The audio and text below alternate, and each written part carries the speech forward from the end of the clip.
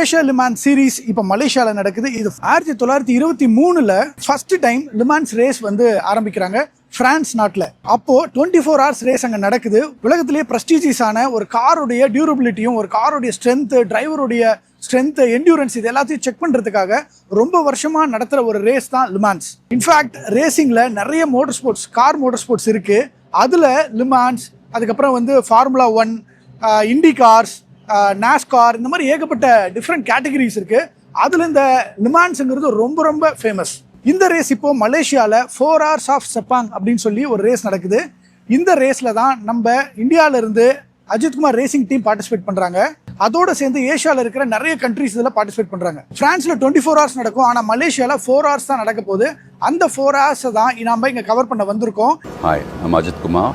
I'm racing with Team Viraj and Ajit Red Ant Racing at the Asian Le Mans 2025 and 26 season. I just can't wait for the season to get started. So இந்த ரேஸில் பெரும்பாலும் 4 drivers ஒரு டீமில் வந்து right பண்ணுவாங்க, இல்லை 3 டிரைவர்ஸாக கூட இருக்கலாம். அவங்க மாறி மாறி ஒரு காரை வந்து டிரைவ் பண்ணுவாங்க. 4 hours அதிகப்படியான லேப் டைம் யார் பண்ணுறாங்களோ அவங்க தான் வின்னர்.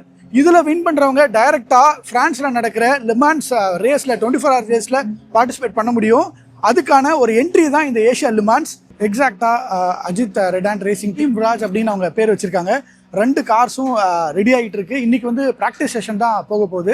JS P325 டொயோட்டோவோட கார் இது. இது வந்து single seater car. Almost formula 1 car மாதிரி தான் இருக்கும், ஆனால் ஃபுல்லாக பாடி கவர் ஆயிருக்கும். அந்த பாடியை தான் நீங்கள் எனக்கு முன்னாடி ஃப்ரண்ட்டில் இங்கே பார்க்க முடியும். பாடி கவர் எடுத்துட்டீங்க அப்படின்னு பார்த்தீங்கன்னா ஆல்மோஸ்ட் ஃபார்முலா 1 காருக்கு ஈக்குவலாக தான் இது வந்து இருக்கும். அந்த மாதிரியான ஒரு செட்டப்பில் இந்த காரை டிரைவ் பண்ணுறதுங்கிறது ரொம்ப சூப்பராக இருக்கும். இந்த ரேஸை வந்து நம்ம இந்த 3 days கவர் பண்ண போகிறோம். இன்னும் நிறைய அப்டேட்ஸ் வரும், காத்துட்ருங்க.